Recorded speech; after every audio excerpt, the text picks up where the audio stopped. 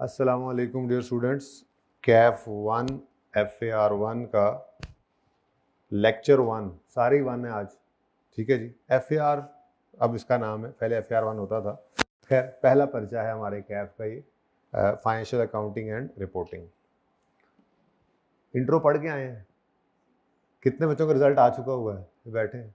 अच्छा जी, माजरत के साथ आज जंग लगी हुई है, आपको पता है दुनिया के अंदर, तो क्लासेस जो हैं वो ऑनलाइन पे शिफ्ट हुई हैं। बहरहाल मैं एक ज़रूरी ऐलान स्टार्ट में ही करना चाहूँगा कि कॉलेज के करीब करीब जो हॉस्टल्स में रहते हैं बच्चे, उनको पैदल चल के आने में कोई पेट्रोल उनका खर्च नहीं होगा, तो वो क्लासेस को फ़िज़िकली आकर पढ़ें ताकि उनका ज़्यादा नुकसान ना हो, ऑनलाइन में सुस्त ना पड़ जाएँ।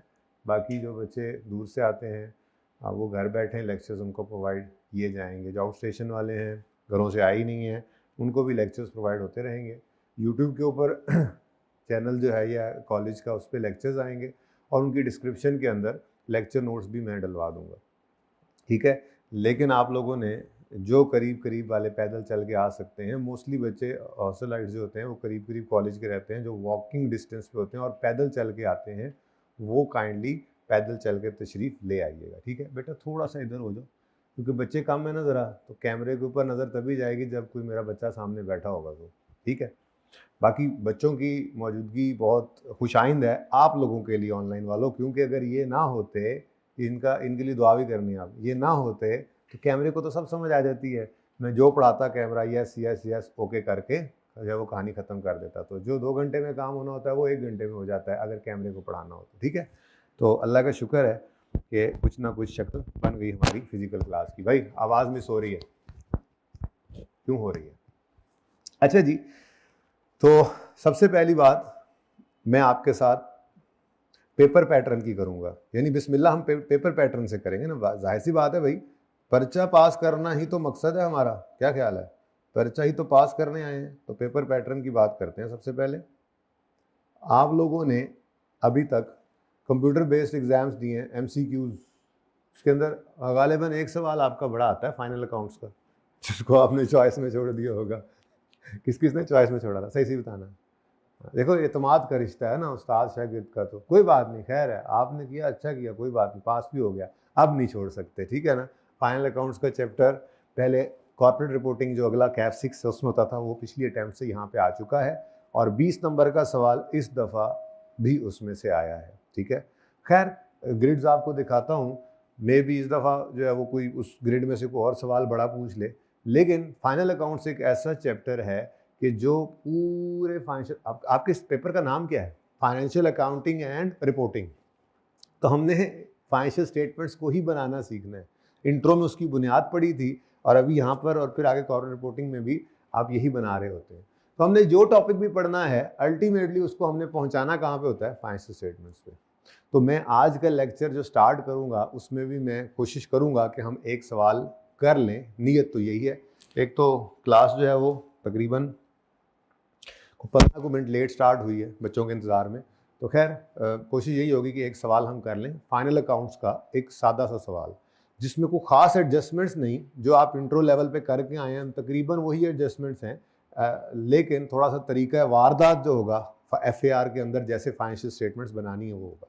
पहला लेक्चर क्यों मैं फाइनेंशियल स्टेटमेंट्स के ऊपर रख रहा हूँ? मैंने फाइनल अकाउंट्स नहीं कराना। फाइनल अकाउंट्स एक ऐसा चैप्टर है जो सारे चैप्टर्स के होने के बाद जाके होना है। जितने चैप्टर्स हमने पढ़ने हैं उनका, जैसे आप लोगों ने इंट्रो के अंदर बैड एंड डाउटफुल डेट्स पढ़ा, यार मैं तो कहता हूँ ये 1-2 बच्चे अगर कभी इधर आ जाए ना, थोड़ा सा बिखर जाए ज़रा, ऐसे ही मेरा सारी क्लास मेरी यूँ हो जानी है।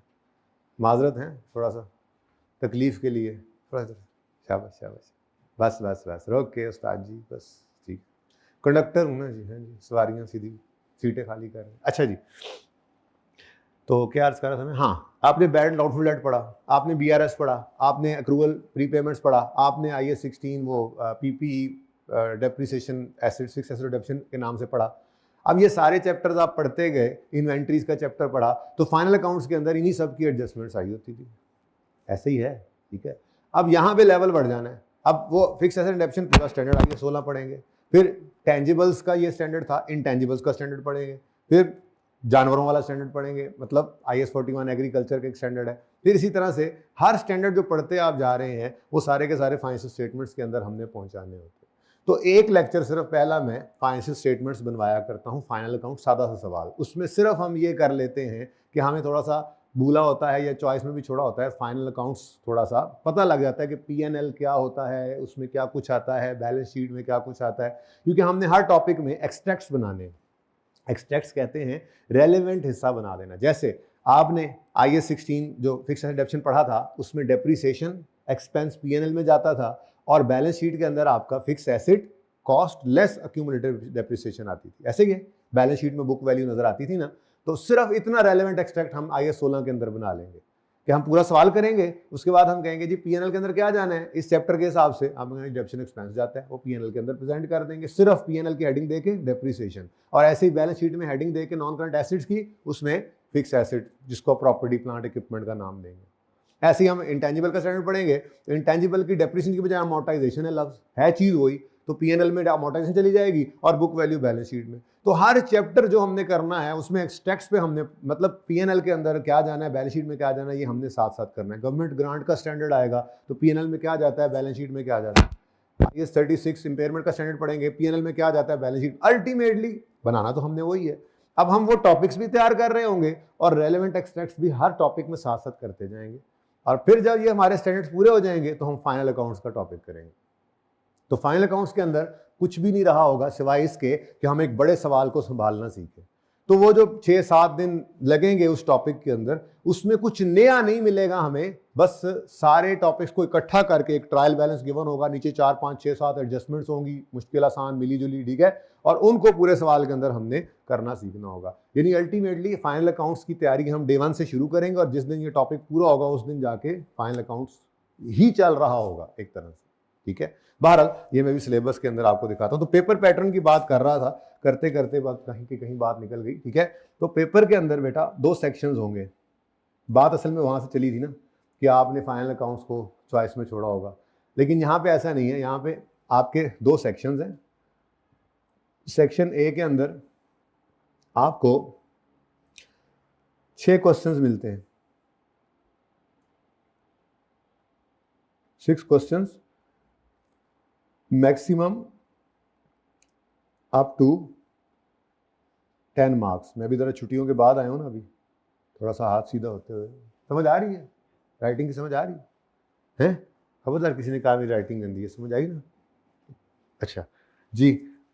कभी एक, जैसे अभी कॉर्पोरेट रिपोर्टिंग का पेपर आया जो कैप 6 का, उसमें एक सवाल उन्होंने 12 नंबर का भी दे दिया सेक्शन ए में। तो ऐसी कोई हार्ड एंड फास्ट रूल नहीं है ऐसा, लेकिन अप टू 10 मार्क्स इधर कम से कम, 10 से ज़्यादा नॉर्मली नहीं होता इसमें, कोई हो जाए तो अलग बात है, लेकिन मैक्सिमम वैसे अप टू 10 मार्क्स यहाँ पर आता है। और एक क्वेश्चन इसमें MCQs का होता है, बस 1 क्वेश्चन ऑफ MCQs, और वो होता है मार्क्स 10, यानी 10 नंबर का एक सवाल MCQs का आएगा बस। तो वो जो अक्कड़ बक्कड़ करके आप कर लेते थे ना पहले काम, यहाँ पे सिर्फ अक्कड़ बक्कड़ नहीं करते थे, पढ़ने वाले बच्चे हैं माशाल्लाह। और MCQs जाहिर सी बात है तभी तैयार होते हैं जब पूरा टॉपिक तैयार होता है। तो पूरा टॉपिक कर लेते तो हम MCQs करने के उस टॉपिक के तभी काबिल होते हैं, ठीक है। तो खैर 10 मार्क्स का एक MCQs का सवाल होगा, ठीक है। तो 6 सवाल आते हैं टोटल यहाँ पे। और ये क्वेश्चन जो MCQs वाला है, ये अब इस दफ़ा से ICAP ने क्वेश्चन 1 बना दिया है। पहले क्वेश्चन 6 होता था नॉर्मली, 3, 4 भी हो जाता था, लेकिन अब जो इस दफ़ा ICAP ने नई स्कीम के अंदर पेपर दिया, तो सारे पेपर्स के अंदर MCQs भी हैं 10 नंबर के, और सारे पेपर में क्वेश्चन नंबर 1 MCQs का ही था। प्लस उसने एक शरारत और भी की थी, पहला सफ़ा वो बुलबुलों वाला दे दिया था, बबल्स वाला, ठीक है, कि ये बबल्स के अंदर सॉल्व करें। खैर पहला पर्चा ही FAR का था, तो बच्चे जो हैं वो उस पर आंसर शीट में भी कर आए। अब वापस आते ही एक तूफान बरपा हो गया। तो मैंने कहा कोई मसला नहीं है, जिसने बबल्स भर दी उसको भी नंबर मिल जाएंगे इंशाल्लाह, और जिसने आगे कर दिया उसको भी नंबर मिल जाएंगे। लेकिन अब आइंदा से आपने ऐसा नहीं करना होगा, वो बबल्स के साथ ही करेंगे हम। अच्छा, उसके बाद सेक्शन B है जी। टोटल हमारे पर्चे के 9 सवाल होंगे हमेशा। टोटल कितने सवाल होंगे? चाहे आप ये सब पर्चा कर रहे हैं, मैं 3 जो पर्चे पढ़ाता हूँ उसकी बात कर रहा हूँ। कॉर्पोरेट रिपोर्टिंग के अंदर भी 9 सवाल हैं, मैनेजमेंट अकाउंटिंग के अंदर भी 9 सवाल हैं, एफएआर के अंदर भी 9 सवाल हैं, ठीक है। 9 सवाल होते हैं, 6 सवाल सेक्शन ए के अंदर और 3 सवाल सेक्शन बी के अंदर। सेक्शन बी में 3 क्वेश्चन होंगे,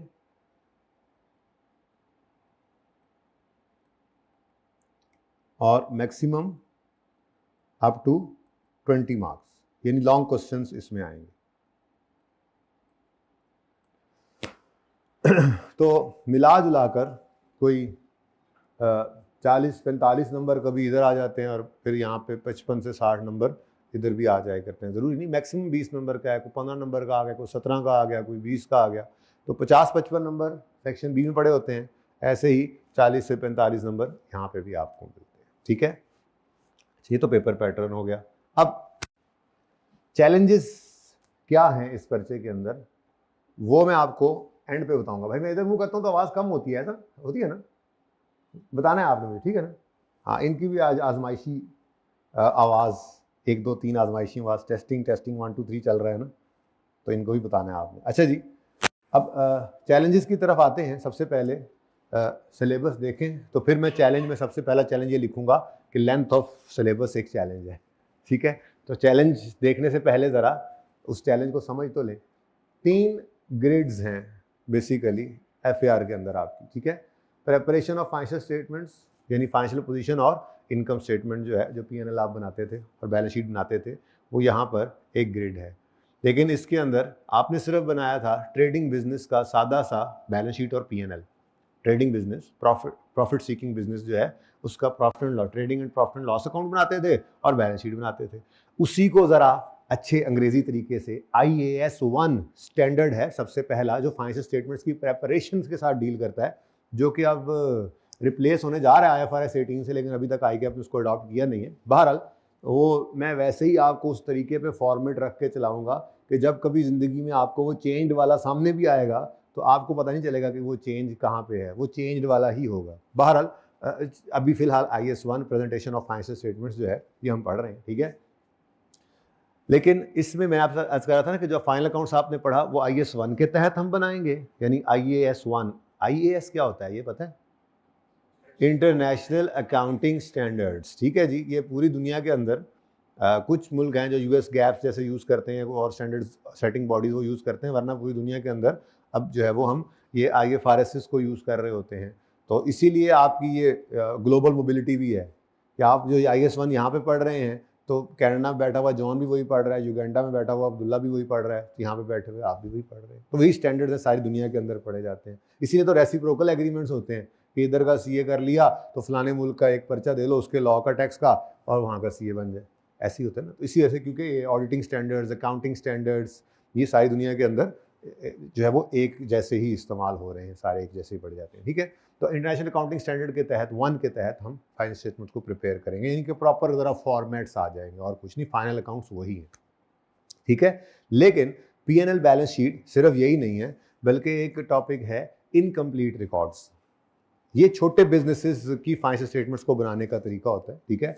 इसके अंदर ये होता है कि प्रॉपर अकाउंट्स मेंटेन नहीं होते। आपने प्रॉपर अकाउंटिंग पढ़ी है, जनरल एंट्री से, लेजर से, ट्रायल से, पीएनएल बैलेंस शीट, लेकिन आप इंट्रो पढ़ी, अब आप एफएआर पढ़ रहे हैं, फिर कॉर्पोरेट रिपोर्टिंग पढ़ेंगे, तो प्रॉपर अकाउंटिंग करने वाले को अच्छी खासी अकाउंटिंग पढ़नी पड़ती है।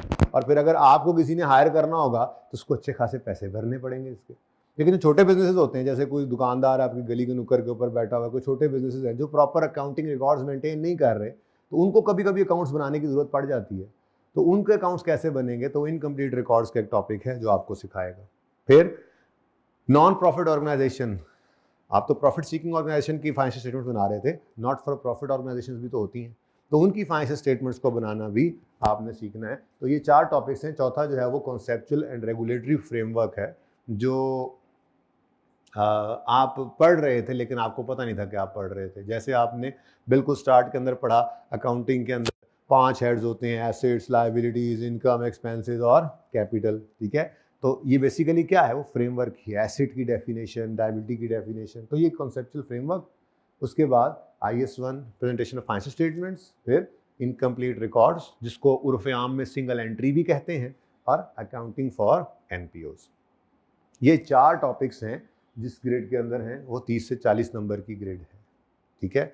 इसमें से इस रीसेंट अटेम्प्ट के अंदर 20 नंबर का सवाल यहाँ से आया है फाइनल अकाउंट का, बाकी कोई यहाँ से एमसीक्यूज आ गए, 1-2 एमसीक्यूज यहाँ से आ गए, इधर से कुछ जो है वो एक सवाल यहाँ से आया हुआ है, ठीक है। तो ये ग्रेड जो है बड़ी इंपॉर्टेंट ग्रेड है।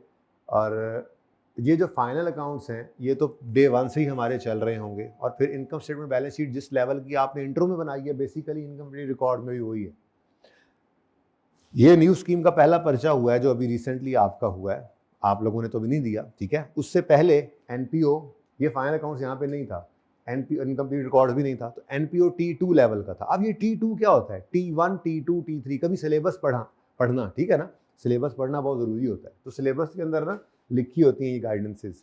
T1 लेवल का सवाल वो टॉपिक है जिसके अंदर मैक्सिमम जो है वो आपको 10 नंबर का सवाल आ सकता है, और T2 लेवल का सवाल जो लॉन्ग क्वेश्चंस के अंदर जाता है 20 नंबर तक जा सकता है, और T3 लेवल का सवाल जो है वो टॉपिक जो है वो 25 नंबर का आ सकता है।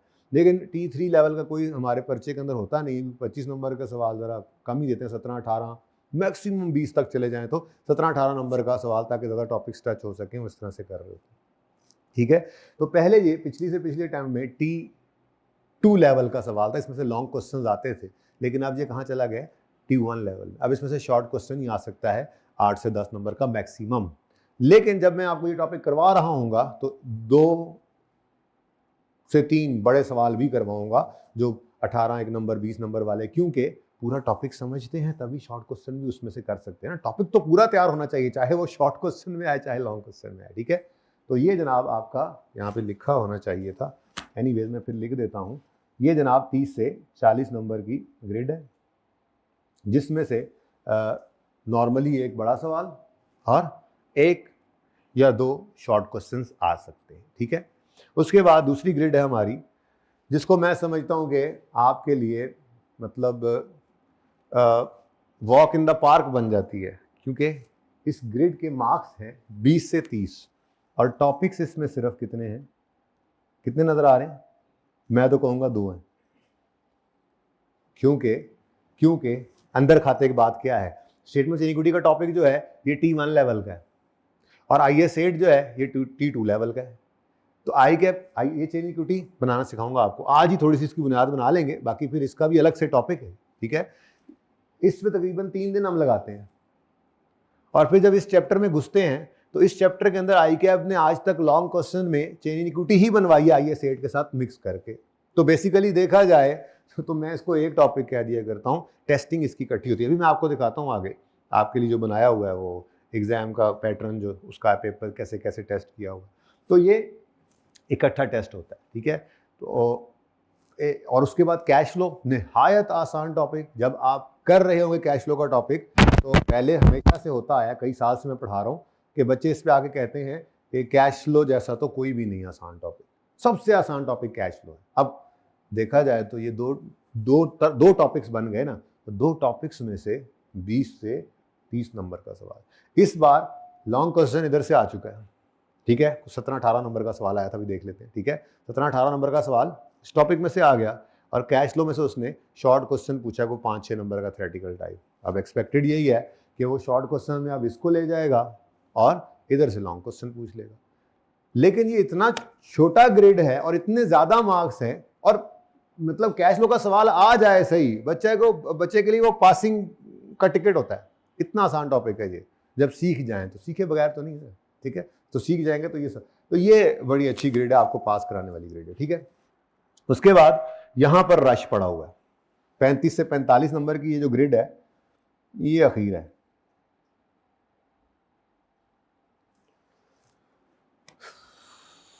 सात स्टैंडर्ड्स है इसमें। IAS 20 गवर्नमेंट ग्रांट 5-6 दिन इस पे लग जाते हैं। IAS 23 बोरिंग कॉस्ट 6-7 दिन इस पे भी लग जाते हैं। IAS 16 PPE 18-20 दिन इस पे लग जाते हैं। सबसे पहले यही करेंगे, बेसिकली यही पहला चैप्टर है, लेकिन वो मैं आज ज़रा फाइनल अकाउंट्स करवाऊंगा ताकि आपको इनकम स्टेटमेंट बैलेंस शीट थोड़ी सी याद आ जाए, ठीक है। उसके बाद इन्वेस्टमेंट प्रॉपर्टी 5-6 दिन इस पे लग जाते हैं। इंटेंजिबल 8-10 दिन इस पे लग जाते हैं। IAS 16 का छोटा भाई, और IAS 41 एग्रीकल्चर 5-6 दिन इस पे भी लग जाता है। तो बड़ा टाइम इस पे लगता है, बड़ा टाइम। अच्छा, IAS 16 के ऊपर कोई 18 के करीब दिन लगेंगे, 18 के करीब लेक्चर लगेंगे, तो बच्चे कहेंगे कि ये क्या है यार, मतलब हद हो गई, बस भी कर दो। लेकिन ये मैं उनको बार बार बताता रहूँगा जब हम पढ़ रहे होंगे कि इसने ये पाकिस्तानी कल्चर के अंदर कह लें आलू है, ठीक है ना, जो हर सब्जी के अंदर, गोश्त के अंदर डाल लो, ठीक है, मटर के अंदर डाल लो, कीमा के अंदर डाल लो। यानी कि इसका अपना सवाल एक्सपेक्टेड, क्योंकि इस दफ़ा इस ग्रिड में से लॉन्ग क्वेश्चन उसने इंटेंजिबल में से दे दिए, क्योंकि ये नया टॉपिक इंसर्ट हुआ था। नए टॉपिक 4 आए थे इस दफ़ा नई स्कीम में। एक फाइनल अकाउंट्स, दूसरा इनकम्प्लीट रिकॉर्ड्स यानी सिंगल एंट्री, तीसरा IAS 38 और चौथा IAS 41। ठीक है, तो IAS 38 में से उसने नोट पूछ लिया IAS 16 की बजाय 17, 16 नंबर का सवाल भी देख लेते हैं। ठीक है, तो लॉन्ग क्वेश्चन में आया है, और यहाँ पर IAS 16 शॉर्ट क्वेश्चन और MCQs में टेस्ट किया। तो अब इस दफ़ा MCQs की बजाय वो लॉन्ग क्वेश्चन में इसकी बारी लगा देगा। बहरहाल छोड़ के तो कुछ नहीं जाना, आपने याद रखना, पर्चे में जो छोड़ोगे इंशाल्लाह ज़रूर आएगा, इंशाल्लाह ज़रूर आएगा, क्योंकि यहाँ पर उसने इंश्योर यही करना है कि सिलेक्टिव स्टडी बच्चा ना करे। जब आपको कुछ छुपाया नहीं जाएगा तो आपको कुछ छोड़ने का मतलब बनता भी कोई नहीं।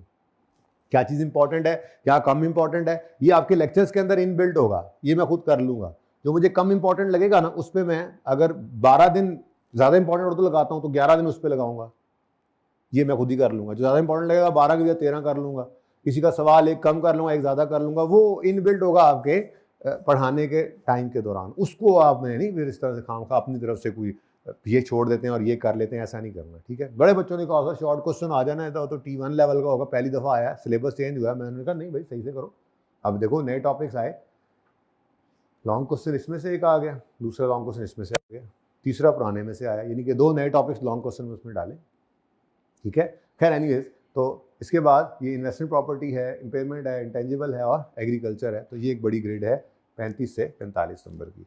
ICAP का पैटर्न अगर हम देखें, अब मैंने यहाँ पे ना ओल्ड स्कीम को ऑटम 25 तक रखा है, क्योंकि इसमें ये करेक्शन ऑफ एरर हुआ करता था। ये आप अब पढ़ के आए हैं ना? नहीं, क्यों क्यों क्यों? ओह माय गॉड, चलो अच्छी बात है। तो यहाँ पे जितना पढ़ना वो पढ़ लेंगे। ठीक है, फाइनल अकाउंट में थोड़ा बहुत तो पढ़ा होगा करेक्शन को, फाइनल अकाउंट्स के अंदर जितनी आती है मुझे उतनी की चाहिए, मैं अपने हिसाब से जो चीज़ भी। अच्छा, ये चीज़ ध्यान में रखना, इंट्रो की कोई भी चीज़ मैंने यूज़ करनी है ना, मैंने अपने हिसाब से पढ़ाना है उसको। वो अलग बात है, आपने इंट्रो के अंदर बैड एंड डाउटफुल डेट के ऊपर शायद हफ्ता लगाया हो, 6 दिन 7 दिन लगाए हो, मैं 6-7 दिन तो नहीं लगा सकता, लेकिन वो एक दिन या आधा दिन उस पर लग जाएगा। VRS आपने प्रॉपर पढ़ा हुआ है, मुझे जितनी ज़रूरत है मैं 1 आध दिन के अंदर, मतलब 20 मिनट, आधा घंटा, 1 घंटा उस पर लगा लेंगे इससे। ठीक है ना, तो जो चीज़ मुझे ज़रूरत होगी, इन्वेंट्रीज है, अब मेरे सिलेबस में तो नहीं है, लेकिन इन्वेंट्रीज यूज़ होना है, तो जितना यूज़ होना है, पीरियोडिक परपेचुअल क्या होता है, वेटेड एवरेज FIFO क्या होता है, थोड़ा बहुत ये बातें जो है, एंट्रीज किस तरह से करते हैं, जो मेरे हिसाब से ज़रूरी चीज़ होगी वो मैं खुद पढ़ाऊँगा। वो अलग बात है कि उस लेवल के ऊपर तो नहीं पढ़ाई जा सकती, जैसे टॉपिक पढ़ा हुआ है आपने, लेकिन किसी ने बिल्कुल भी नहीं पढ़ा हुआ होगा, इस काबिल वो फिर भी हो जाएगा कि वो आइंदा जितना उसका इस्तेमाल होता है उस टॉपिक का, आइंदा आगे चल के इस पेपर में, इससे अगले पर्चे में, वो उसके लिए काफ़ी होगा। ठीक है, तो इस चीज़ को ज़हन से निकाल दें कि फ़लाँ चीज़ हमारी कमज़ोर थी या फ़लाँ हमने नहीं पढ़ी हुई, वो फिर देख लेंगे इंशाल्लाह इस क्लास के अंदर। ठीक है, अच्छा, क्लासेस जल्दी क्यों शुरू की, ये भी गिला हो सकता है, साथ ही बताता चलूँ। ICAP ने, आपको पता है, पेपर्स को मार्च और सितंबर से चेंज करके अब फरवरी और अगस्त में कर दिया। तो ये पहली अटैम्प्ट है, 2 अटैम्प्ट इसकी वजह से डिस्टर्ब होनी है, पहली अटैम्प्ट है। तो हमने रिक्वेस्ट काफ़ी की थी ICAP से, वो इस चीज़ के ऊपर तो शुक्र है आ गए कि उन्होंने हमेशा पर्चा जो होता है, जिस महीने के अंदर अटैम्प्ट होती है ना, उस महीने के पहले मंडे से शुरू होता है, यानी पहले वीक से। लेकिन इस दफ़ा उन्होंने ये मेहरबानी की कि तीसरे वीक पे ले गए, यानी आपकी जो डेट शीट आई है वो मिड अगस्त की है, लेकिन स्टिल आप लोगों के पास 15 दिन तो शॉर्ट थे।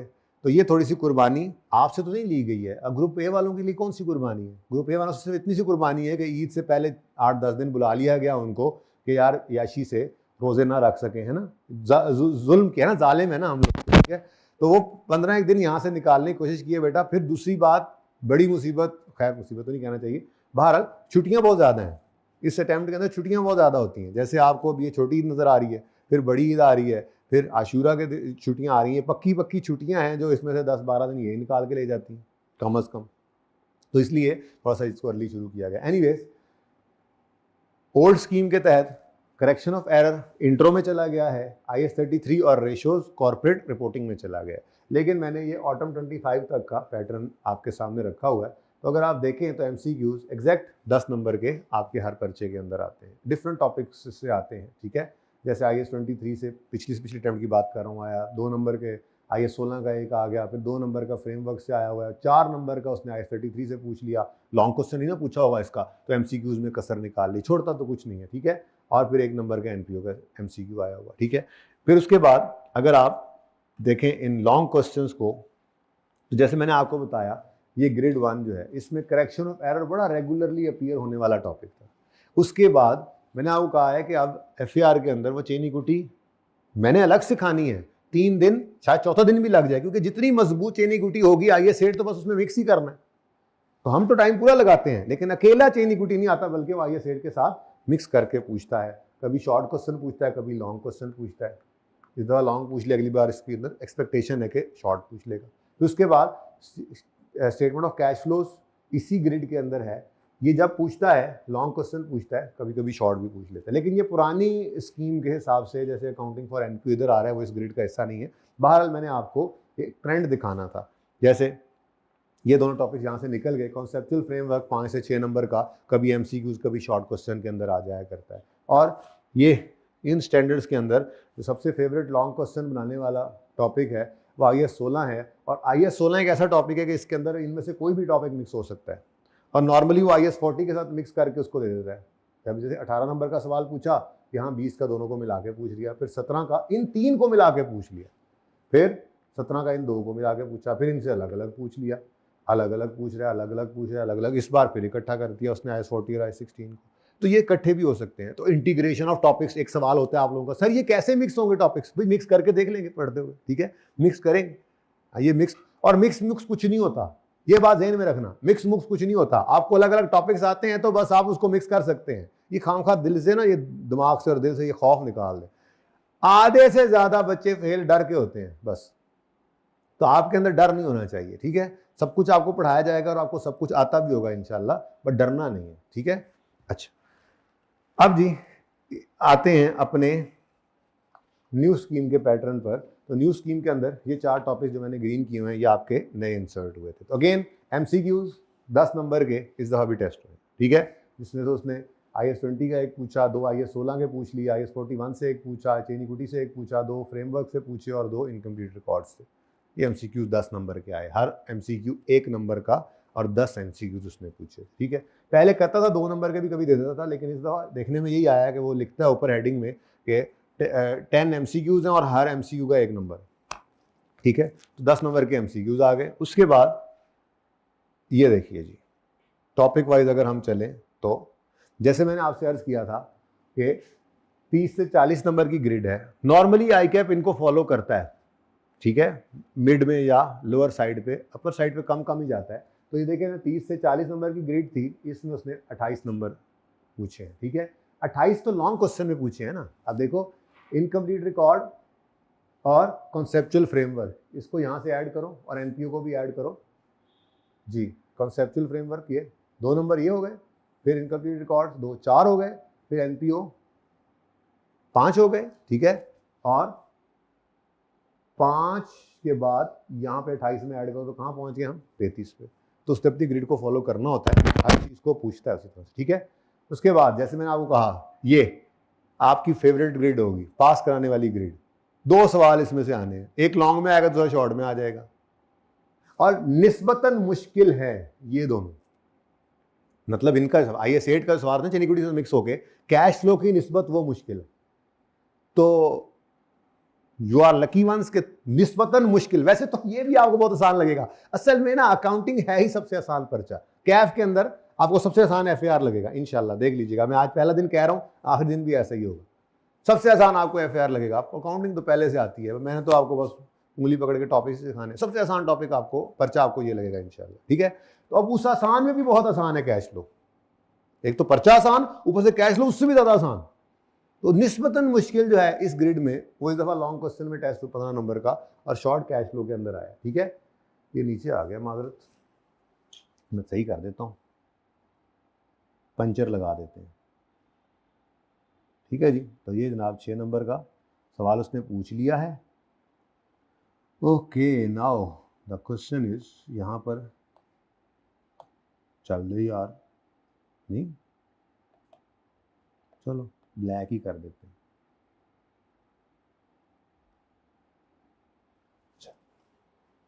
अब चेन इक्विटी, IS8 और कैश फ्लो, MCQs के अंदर देखें तो एक नंबर बस इसका आया, उसके बाद चेन इक्विटी और चेन इक्विटी में से एक नंबर आया हुआ है और IS8 में से कोई नहीं आया, तो 2 नंबर यहाँ पर MCQs में उसने पूछ लिए और बाकी 21 हैं, तो 23 नंबर यहाँ पे भी पूछे हुए हैं। तो ग्रिड फॉलो कर रहा है, ठीक है। उसके बाद हैवी ग्रिड आती है। इस हैवी ग्रिड के अंदर 35 से 45 नंबर की ग्रिड है, 41 नंबर तो यहीं पे पड़े हुए हैं। उसके अलावा अगर आप MCQs के अंदर भी देखें तो ये 1 नंबर उसी ग्रिड से, ये 2 3 नंबर हो गए,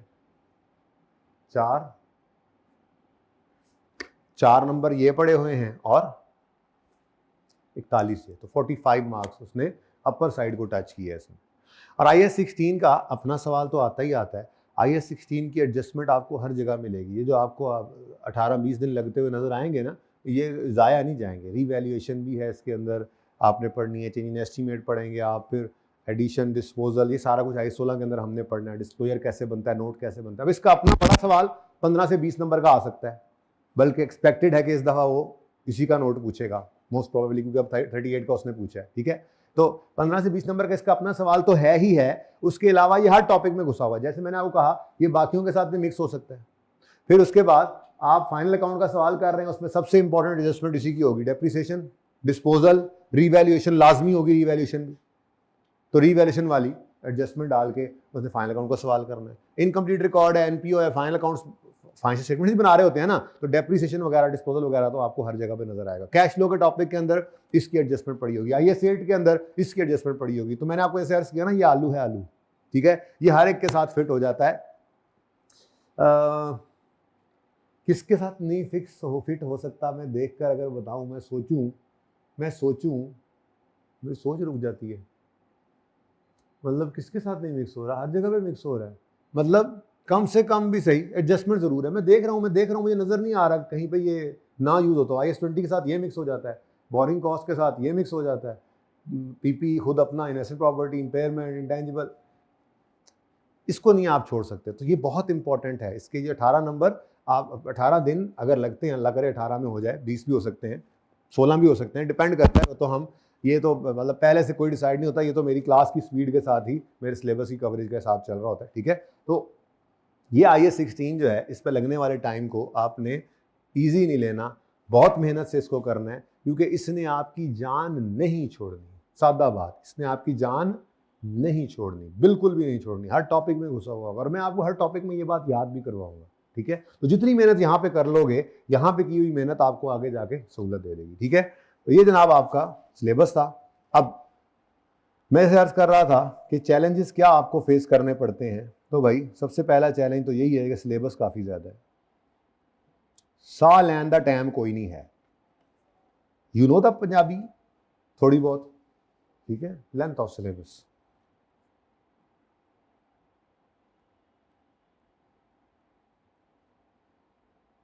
तो सिलेबस की लेंथ को हम कवर कैसे कर रहे होंगे भाई, जाहिर सी बात है, सिलेबस हम कोशिश करेंगे हम छुट्टी ना करें, हम टाइम से शुरू कर रहे हैं। हम इसको क्लास के टाइम को हमने तकरीबन 2 आवर्स कोशिश करके प्रोडक्टिव टाइम निकालना है। जो हम पढ़ रहे हों, 5-10 मिनट ऊपर नीचे ब्रेक भी हो जाती है, आने में टाइम लग गया, निकलने में लग गया, वो बीच में मसला आ गया, तो हम तकरीबन 2 घंटे रोज़ पढ़ रहे होंगे।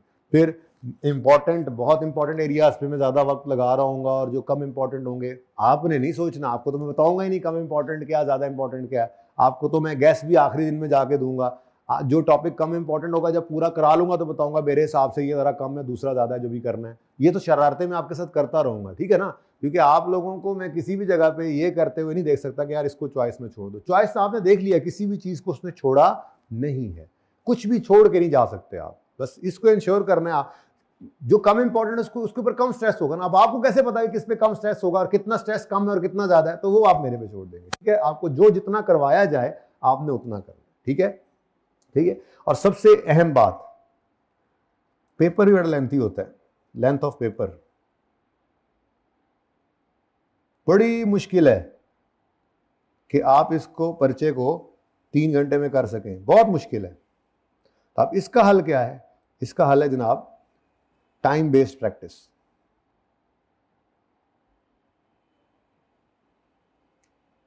क्या मतलब?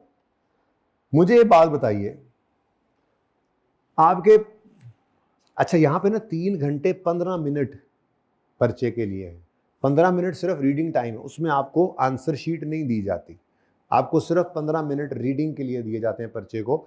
ये 15 मिनट कैसे यूटिलाइज करने हैं ये इंशाल्लाह मैं आपको बताऊंगा टुवर्ड्स एंड ऑफ सिलेबस, ठीक है ना, कैसे उसको यूटिलाइज करना है हमने, ओके। या जैसे टर्म टेस्ट आते हैं, तो टर्म टेस्ट के अंदर MCQs होते हैं। मैं बेसिकली कहा करता हूँ बच्चों को कि 15 मिनट में सबसे पहले MCQ सॉल्व कर लो, क्योंकि पूरा पर्चा आप 15 मिनट पढ़ भी लो उसका कोई फ़ायदा नहीं होना, ठीक है।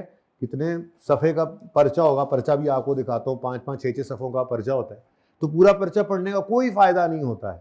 तो सबसे पहले आप पर्चा आते ही क्या करेंगे, उस 15 मिनट में रिक्वायरमेंट्स पढ़ेंगे, जिससे पता लग जाए कि क्या क्या टॉपिक कहाँ कहाँ पे आया हुआ है, ठीक है। वो हार्ड डिस्क से उसकी उठ के चीज़ें रैम में आ जाएंगी, ठीक है। तो सबसे पहले आपने क्या करना है, 15 मिनट सिर्फ रिक्वायरमेंट पढ़ के उसके बाद सबसे पहले MCQs पे आना है।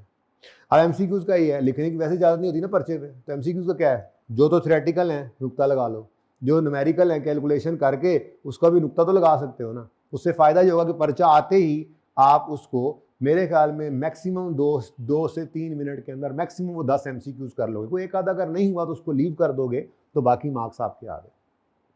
तो 15 मिनट के अंदर लेट्स से आपने 8 मिनट 10 मिनट के अंदर सारे MCQs कर लिए, आपको फिर 4-5 मिनट बच गए, तो उसमें भी पूरा पर्चा फिर नहीं पढ़ना, फिर किसी शॉर्ट क्वेश्चन को पकड़ो जो आपका टॉपिक बड़ा अच्छा, आपको यार ये छोटा सवाल आया हुआ है 6-8 नंबर का, इसको पढ़ लेते हैं। छोटा सवाल है, एक बार पढ़ा 2 बार पढ़ा, कम से कम 2 बार सवाल पढ़ के शुरू करना है, करना उसको 2 बार पढ़ा, समझ आ गई, दिमाग में प्लान हो गया, कैलकुलेशंस कर लिए। इससे फायदा क्या होगा, जैसे ही पर्चा मिलेगा 2-4 मिनट के अंदर MCQs करके एक शॉर्ट क्वेश्चन 6-8 नंबर का, वो भी आपने 6-8 मिनट में कर लेना है। उससे फायदा ये होगा कि आप पहले 10 मिनट के अंदर तकरीबन को 15 से 20 नंबर अटेम्प्ट कर चुके होंगे, ये आपको कॉन्फिडेंस को बूस्ट करेगा। तो 15 मिनट का ये तरीका है यूटिलाइज करने का। लेकिन मैं बताना ये चाह रहा था आपको, असल में बात और तरफ निकल गई, कि आपके पर्चे का टोटल मार्क्स कितने पर्चे के, 100 नंबर का पर्चा है, और टोटल मिनट सॉल्व करने के लिए कितने, 1 घंटे में होते हैं 60 मिनट, तो 3 घंटे में हुए 183 मिनट जो हैं वो आपने 100 नंबरों के लिए यूज करने हैं। तो एक नंबर के हिस्से में कितने मिनट आए, 1.8, ठीक है। अब ये 1.8 वजीफा नंबर 1 है जो मैं आपको आज दे रहा हूं तावीज। पहला तावीज क्या दे रहा हूं कि आपने टाइम बेस्ड प्रैक्टिस का मतलब क्या है, आपने जब कभी जिंदगी में सवाल करना है, वो सवाल क्लास वाला तो नहीं होगा, जाहिर सी बात है, क्लास में 10 नंबर का सवाल हो सकता है, मैं 2 घंटे में करा रहा हूं, मैं तो गप्पे लगाता हूं, जाहिर सी बात है, टाइम वेस्ट करना होता है आपका मैंने, ठीक है ना। लेकिन आपने जिंदगी में जो सवाल खुद करना है, वो चाहे होमवर्क का सवाल है, चाहे वो टेस्ट का सवाल है, क्लास टेस्ट वीकली होते हैं, ठीक है, चाहे वो आपका टर्म टेस्ट का सवाल है, टर्म टेस्ट 2 होंगे, चाहे वो आपका मॉक का सवाल है, या चाहे फिर आप फाइनल में सवाल जाकर करोगे, वो पहली बार नहीं हो पाएगा ना, वो डे 1 से प्रैक्टिस करनी पड़ेगी आपको, ठीक है। तो मार्क्स इंटू 1.8 करोगे आप, तो आपके पास टाइम आ जाएगा उस सवाल को करने का। 10 नंबर का सवाल है तो आपके पास क्या होगा जी, 18 मिनट का टाइम। उसका तरीका फिर क्या है, let's say question 1 question paper पे लिखा हुआ है ना, और मैं कहता हूं जी इस वक्त 8:56 हुए हैं, तो मैं कहूंगा ये 8:56 से लेकर लेट्स से 14 नंबर का, ये 10 नंबर का सवाल नहीं, 8 नंबर का सवाल लेट्स से, ठीक है। मैं कहता हूँ 8:56 से लेके 9:10 तक। ये लिखने का फायदा ये है कि बार बार आपको कैलकुलेट नहीं करना पड़ेगा, घड़ी पे 9:10 तक का टाइम इस क्वेश्चन 1 को करने का होगा। कोशिश करनी है उसमें हो जाए। शुरू में देखोगे टाइम आगे जा रहा है, आहिस्ता आहिस्ता काबू में आएगा। जरूरी नहीं है बड़े सवाल आपके गिवन टाइम में ही हो, 4 मिनट 5 मिनट 10 मिनट तक भी ऊपर ले जाएंगे, लेकिन कुछ आसान सवाल भी थे, जैसे MCQs ने आपको 10 मिनट बचा के दे दिए, कुछ छोटा सवाल 2-4 मिनट बचा के दे देगा, तो कहीं ना कहीं टाइम बचता भी जाएगा, कहीं ना कहीं एक्स्ट्रा भी लगता जाएगा। लेकिन आपका वजीफा नंबर 1 क्या है, मार्क्स इंटू 1.8, ठीक है। और इससे भी अहम वजीफा, ये पेपर की लेंथ को काबू करना है ना, तो अभी से ही करना पड़ेगा। क्या, आपने रीड करना है क्वेश्चन को आइडियली 3 दफा, लेकिन चलो डिस्काउंट अगर मार दूं मैं तो 2 दफा तो कम से कम। इससे पहले क्वेश्चन को सॉल्व करने के लिए पेन नहीं उठाना।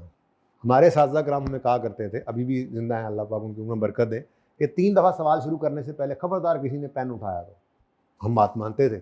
मैं तो आपको डिस्काउंट दे रहा हूँ कि चलो यार हम नालायक लोग थे, चलो आप ज़रा लायक बच्चे हो, अच्छे बच्चे हो। यकीन मानो मैं अक्सर ये कहता हूँ बच्चों से कि मैं आप लोगों की उम्र के अंदर बड़ा नालायक सा था, आप लोग बहुत अच्छे बच्चे, बहुत अच्छे बच्चे। तो अगर मेरे वर्गा पास कर सकता है ना सीए, तो आप तो खामखा हो, पठान कहते हैं ना खामखा, है को पख्तून को बैठा हुआ, हाँ खामखा है ना, ये तो खामखा पास कर लोगे आप लोग, तो ऐसे बच्चे हो गए खामखा पास हो सकते हो। मैं सही बता रहा हूँ, कोई ये ना समझना को यार पंप कर रहा है जरा, पहला दिन जरा खुश कर रहा है, नहीं, मैं सच्ची बात बता रहा हूँ, मैं सच्ची बात बता रहा हूँ। बस 2 चीज़ें चाहिए, कमिटमेंट और कंसिस्टेंसी। बहुत ज़हीन बच्चा है, कमिटमेंट नहीं है, कंसिस्टेंसी नहीं है, नहीं पास होता। हमारे साथ कई थे ऐसे, ठीक है, मेहनती निकल जाते हैं। एवरेज बच्चे वो कर सकते हैं पास, तो आप तो बड़े अच्छे बच्चे हैं, ठीक है। तो बस इसीलिए मैंने आपको डिस्काउंट लगा दिया कि क्वेश्चन कम से कम 2 बार पढ़ना है और फिर आपने उसको सॉल्व करना शुरू करना है। दूसरी बात हो गई। तीसरी सबसे अहम बात, अगर ये आपने आज ही अपने आदत बना ली, आज ही से अपनी आदत बना ली, तो फिर इंशाल्लाह ये नहीं, कोई दुनिया का पर्चा इंशाल्लाह ऐसा नहीं होगा जो आपसे फिर पास ना हो पाए। आपके सारे पर्चे पास हो जाएंगे। वो एफआर है, वो सीए का कोई और पर्चा है, वो बीए का कोई पर्चा है, वो एमए का कोई पर्चा है, वो जोन सा भी पर्चा है, कोई पर्चा आपका रुकने वाला नहीं है। वो क्या है सबसे अहम बात, कि आपने नहीं कंसल्ट करना सोल्यूशन को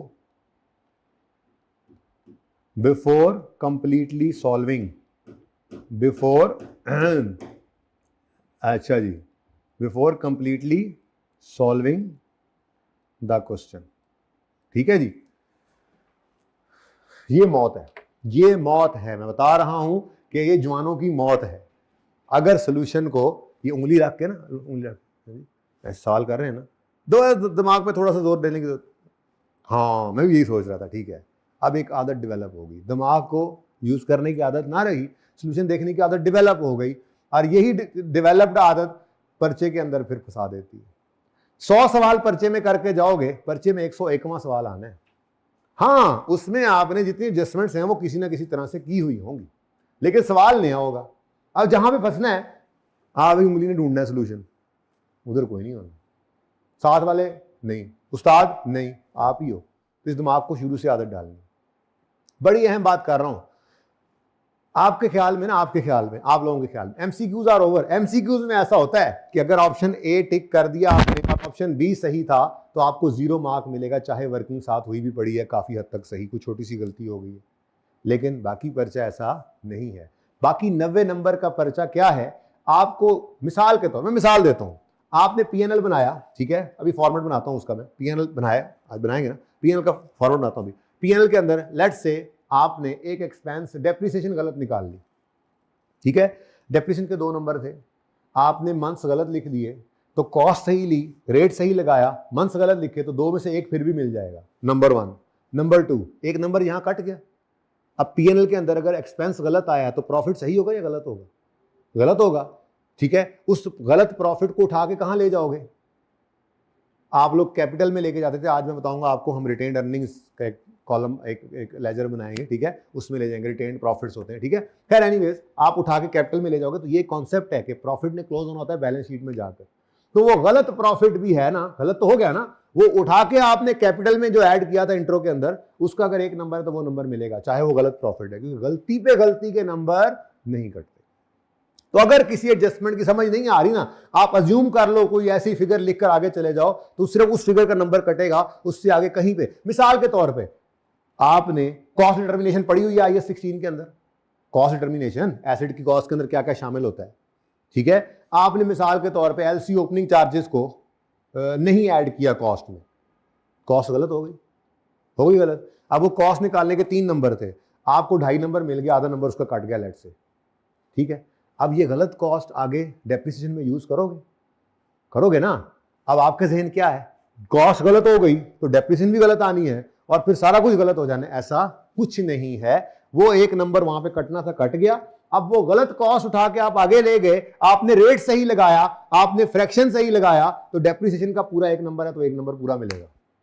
आपने ऐसे भी कॉस्ट में से अक्यूमुलेशन को नेट किया, एंट्रीज करने के बाद नेट बुक वैल्यू लिखी, हालांकि डेप्रिसिएशन गलत होने से अक्यूमुलेशन गलत हो गई थी, कॉस्ट गलत होने से एसिड भी गलत हो गया था, नेट बुक वैल्यू गलत है, लेकिन वो गलती के नंबर जहां कटने थे वो कट चुके हैं, कैरी फॉरवर्ड नहीं होती मिस्टेक, कैरी फॉरवर्ड मिस्टेक के मार्क्स नहीं कटते। तो इससे आसान को पर्चा हो सकता है भला पास करने वाला? अब खुद बताओ, हैं जी? गलतियां का अगर इस तरह से पास होना होता तो फिर मैं भी आना खड़ा होता, कोई भी ना खड़ा होता। यहाँ 3 घंटे के अंदर जो प्रेशर होता है उस प्रेशर के साथ तो नहीं पढ़ा जा सकता, मुश्किल हो जाता। ठीक है, ये बात समझ आई है? ठीक है, तो सोल्यूशन को कंसल्ट नहीं करना मतलब क्या होगा मैक्सिमम, ठीक है, बड़ा डिस्काउंट देने लगा, बड़ा डिस्काउंट। ठीक है, सारा सवाल आपने किया अपने दिमाग के हिसाब से, जो समझ आया बेस्ट ऑफ योर नॉलेज और उस वक्त की सोच और उस वक्त जो दिमाग में आया बेस्ट अपने हिसाब से जो आपके दिमाग में आया वो आपने लिख कर सवाल पूरा कर लिया। सोल्यूशन देखा तो जाहिर सी बात है कुछ गलतियां हो गई। अब आपको डिस्काउंट क्या देने लगाऊं? अगर तो आपका सोल्यूशन 70% तक ठीक है तो उस सवाल को आप दोबारा मत करिएगा उस दफ़ा में, अगली बार जब कभी उसको करने की ज़रूरत पड़ेगी तो फिर ही कीजिएगा। अब आपको मसला रह गया। अब क्या है, सोल्यूशन अगर 70-80% ठीक हो गया है, कुछ गलतियां भी हैं तो उसको दोबारा करने से तो मैंने वैसे ही मना कर दिया, क्योंकि उसको दोबारा करने का मतलब आप सवाल याद कर रहे हैं। हमने सवाल याद नहीं करना, ये बड़ी गड़बड़ हो जाएगी। सवाल याद 100 सवाल मैंने कहा करके जाओगे तो 101वां आना है परिचय में। हमने सवाल नहीं याद करने हैं, हमने कॉन्सेप्ट्स याद करने हैं, मतलब रूल्स उसूल ये हमें याद होने चाहिए जो यूज़ होते हैं। ठीक है, तो मेरे ख्याल में इतने डिस्काउंट के साथ तो अब आप अपने आप के साथ और मेरे साथ वादा कर लें कि सोल्यूशन तब तक नहीं देखना जब तक जैसा तैसा करके एक बार पूरा करें। हाँ, अगर वो 70% से सही नहीं हुआ, उससे भी कम सही हुआ है तो मतलब फिर एक बार दोबारा कर लेने में हर्ज नहीं है। लेकिन इंशाल्लाह अल्लाह ने चाहा तो ऐसा कोई सवाल नहीं होगा, कोई टॉपिक नहीं होगा, कोई टॉपिक ऐसा नहीं होगा कि आप 70-80% उसको सही ना कर सके। इतनी बात मैं बता रहा हूँ आपको इंशाल्लाह। ठीक है, सही है? अच्छा जी, तो पेपर पैटर्न की बात हो गई, उसके बाद सिलेबस हमने देखा, पैटर्न पर्चे का देख लिया, चैलेंजेस की थोड़ी सी बात की, और लेंथ ऑफ पेपर को मैंने कहा कि हमने देखो पर्चा हमारी असल मंजिल तो पर्चा ही है ना, तो लेंथ ऑफ पेपर को टैकल करना आज से शुरू करेंगे, प्रैक्टिस टाइम वेस्ट करेंगे। ठीक है, उसके बाद क्वेश्चन को 2 दफ़ा पढ़ के शुरू करेंगे। ये आज से ही आदत होमवर्क में भी हो, क्लास टेस्ट में भी हो, टर्म टेस्ट में भी हो, मॉक में भी हो, फिर कहीं जाके पर्चे में अप्लाई होगा।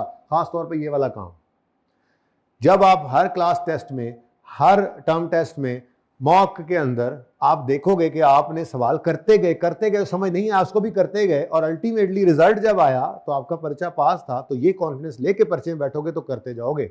वरना पहली बार पर्चे में गिद्दड़ सिंगी नहीं होगी आपके जेब के अंदर कि आप जो है वो मतलब पहली दफ़ा ये काम कर लोगे। ये करने से, प्रैक्टिस से आएगा। ठीक है, तो टेस्ट थोड़ा मुश्किल बनाता हूँ तो मेरी कोशिश होती है ज़रा तंग कर लूँ आपको, तो पहले 2-3 टेस्ट के अंदर आपको समझ आ जाएगी लड़ना झगड़ना कैसे होता है। ठीक है भाई, कितनी देर की होगी रिकॉर्डिंग? 50 मिनट की होगी, और तकरीबन कितना टाइम इतना ही रहता है? अभी भी 1 घंटा रहता है। चलें 5 मिनट तक पार्ट 2 शुरू करते हैं। ठीक है, अच्छा चलें जी। अब वैसे तो हमने IS 16 को स्टार्ट करना है, पिक्चर वगैरह लेनी हुआ करे तो ले लिया करे यहाँ से। ये लाइट बंद करना दे वैसे, हैं ये ज़्यादा बेहतर नज़र आएगा तो कर देना। नाफरमान औलाद कर दे।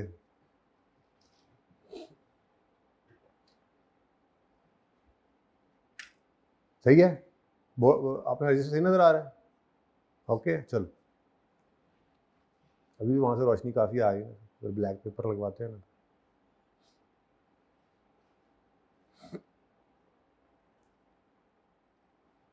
अच्छा, अब यार पहली क्लास है ना, असल में रमज़ान में याद ही नहीं रहा, रोज़ा ना लग जाए, थोड़ा सा बैठ जाते हैं। जज्बाती हो गए थे, पढ़ाना नहीं चाहिए रमज़ान में।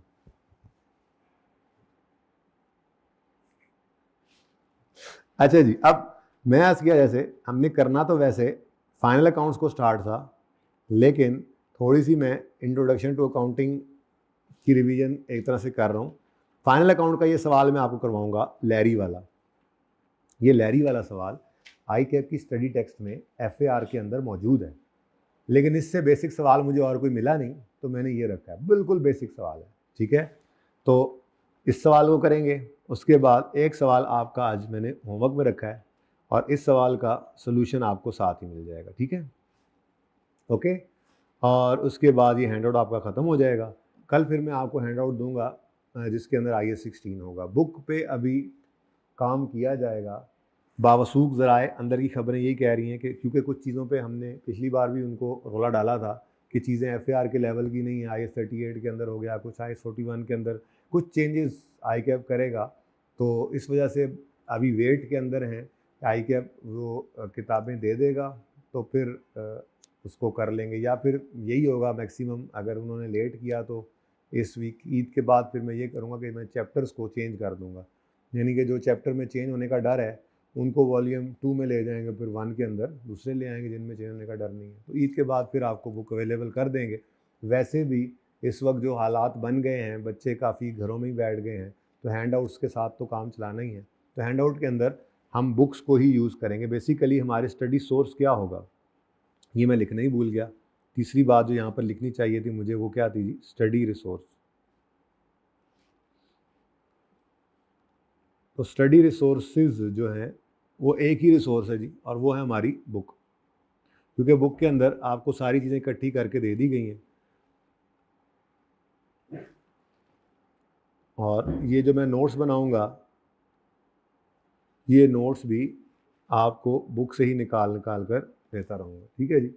बुक के अंदर पहले कुछ थ्योरी, कुछ नोट्स होंगे, उसके बाद कुछ कॉन्सेप्ट बिल्डिंग क्वेश्चंस होते हैं जिनसे मैं बुनियाद बनाता हूँ आप लोगों की, फिर कुछ प्रैक्टिस क्वेश्चंस होते हैं, कुछ पास पेपर्स होते हैं, और कुछ फिर ICAP क्वेश्चन, ICAP पास पेपर और ICAP क्वेश्चन बैंक के क्वेश्चन, तो सारी चीज़ें, और फिर MCQs भी एंड पे होते हैं। तो सारी चीज़ें आपको ICAP वाली तो मिलती ही हैं, कुछ एडिशनल चीज़ें भी इसके अंदर आ जाती हैं, तो हम फिर इसी बुक को फॉलो करके चलेंगे। इसके अंदर वो सारी चीज़ें होंगी जो ICAP की किताब के अंदर है। एक और बात, ज़रा आँख खोलिए, रोज़ों में जागना भी ज़रा मुश्किल होता है, मुझे पता है पढ़ते हुए, है ना, कि ICAP ये कहता है कि मेरी स्टडी टेक्स्ट से बाहर मैं नहीं जाता। तो हम इसको इंश्योर कर सकते हैं कि हम उस किताब को पूरा पढ़ लें, तो उससे बाहर तो उसने जाना नहीं है, तो उसको इंश्योर इंशाल्लाह वो मैं कर लूँगा आपके लिए। ओके, तो किताब के अंदर सारी चीज़ें ही मौजूद होंगी। तो फ़िलहाल ये भी सवाल आपका किताब के अंदर मौजूद है, जो डिब्बे के अंदर बंद है, ये IS 16 के चैप्टर में मौजूद है एग्जाम्पल। अगर हम क्लास के बाद ब्रेक में कर लें शायद भाई, क्या ख्याल है? ठीक है, मुझे पता है आप लोगों को भी काफ़ी प्रेशर है, लेकिन कोई नहीं, हमारे पे ज़्यादा है। अच्छा, ये क्वेश्चन जो है फाइनल अकाउंट्स के अंदर आपको क्वेश्चन बैंक के अंदर मिलेगा। चैप्टर दोनों डिफरेंट हैं, लेकिन चूंकि मैंने पढ़ाना है इसी चीज़ को, तो दो मुख्तलिफ जगहों से चीज़ें उठाकर मैं आपको सिखाऊंगा आज। बेसिकली तो आपको ट्रांजिशन करा के देनी है मैंने आज। जो आप कैपिटल का अकाउंट बनाते थे, एक तरह से अकाउंट ही बनाते थे, बैलेंस शीट के अंदर लिखते थे ना, opening capital plus net profit less drawings equal to closing capital, वो लेजर ही है एक तरह से, वो भी बताता हूँ। तो उससे ट्रांजिशन आपको सिखानी है कि वो इंट्रो था FAR के अंदर, IS 1 के अंदर हम कैपिटल को रिप्लेस कर देंगे शेयर कैपिटल से, और प्रॉफिट्स को अलग अकाउंट में रखेंगे जिसका नाम रिटेन्ड अर्निंग्स है, और बस उसकी थोड़ी सी आपको प्रेजेंटेशन सिखानी है। तो ये पहले डिब्बे के अंदर जो एग्जाम्पल्स हैं दो, ठीक है, इन एग्जाम्पल्स, बेसिकली एक ही एग्जाम्पल है, दो तरह से सॉल्व करनी है, इसके अंदर मैं आपको वो ट्रांजिशन सिखाऊंगा।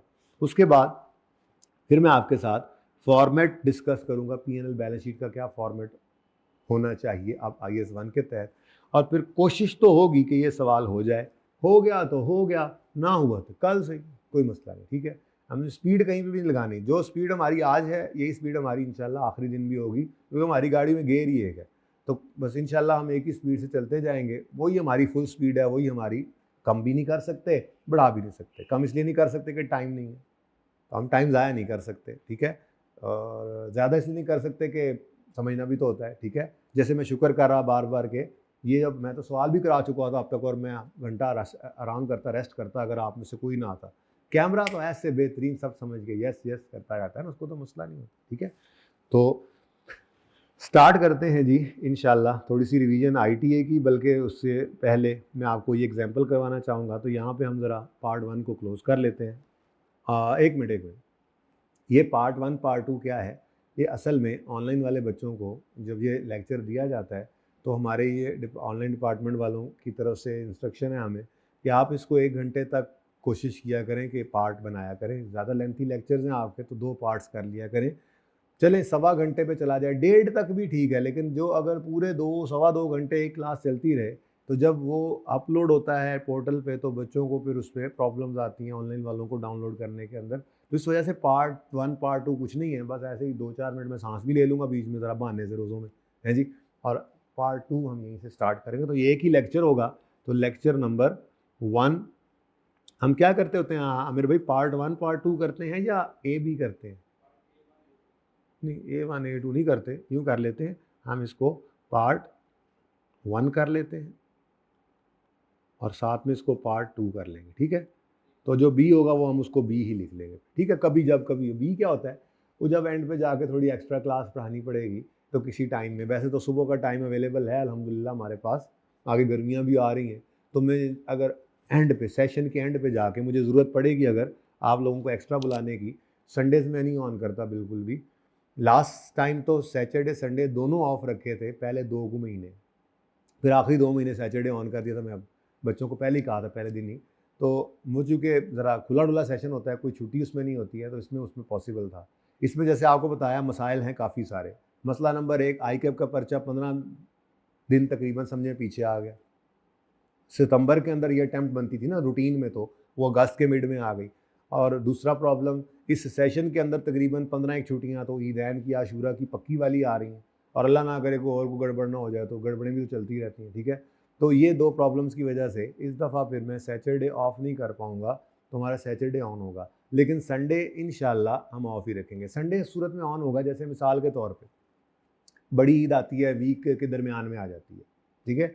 तो वीक के दरमियान में अगर बड़ी ईद आती है तो फिर हम उसका हल ये निकाला करते हैं कि पहला और आखिरी से मतलब दोनों संडेज़ ऑन कर लिए जाते हैं और दरमियान में पूरे 6 दिन छुट्टी बन जाती है। अगर सरकारी 3 छुट्टियाँ भी हों, 4 भी हों, तो बच्चे ज़रा बाहर से आते हैं तो इस किस्म के मसाइल होंगे भी, तो वो संडे उस सूरत में ऑन होगा कि वो छुट्टियाँ बढ़ाने के लिए होगा, वरना संडे में ऑन नहीं किया करता, ठीक है? तो पार्ट 1 असल में आपको बताने लगा था कि पार्ट 1, पार्ट 2, पार्ट ए, ये पार्ट 1, 2 होगा, और फिर पार्ट बी अगर ज़रूरत पड़ेगा तो वो एंड पे जाकर पड़ेगा हमें, जब हमें एक्स्ट्रा क्लासेस करानी पड़ेंगी, ठीक है जी? पार्ट 1 यहाँ क्लोज़ करें।